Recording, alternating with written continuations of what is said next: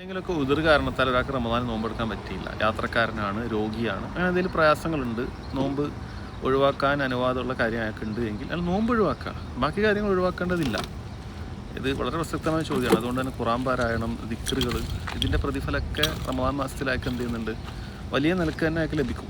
അപ്പോൾ അതൊന്നും ഒരാൾ ഒഴിവാക്കേണ്ടത്. ഇപ്പോൾ യാത്രക്കാരനെ സംബന്ധിച്ചിടത്തോളം നോമ്പെടുക്കാൻ പ്രയാസം ഉണ്ടെങ്കിലും യാത്രയിൽ അയാൾക്ക് മൊബൈലിൽ ഖുറാൻ ഓതാം, അതല്ലെങ്കിൽ ദിക്റുകൾ വർദ്ധിപ്പിക്കാം.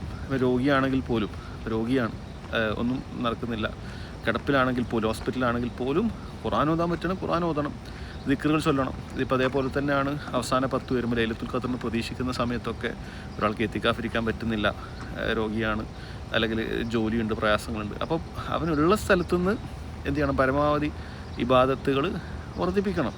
അതല്ലാതെ ഒരു കാര്യം പൂർണ്ണമായി ചെയ്യാൻ പറ്റിയിട്ടില്ല എന്ന് വിചാരിച്ച് മുഴുവനായി ഒഴിവാക്കാൻ പാടില്ല. പക്ഷെ സാധിക്കുന്നത്ര ചെയ്യണം. ബറക്കല്ലാഹു ഫീക്ക്.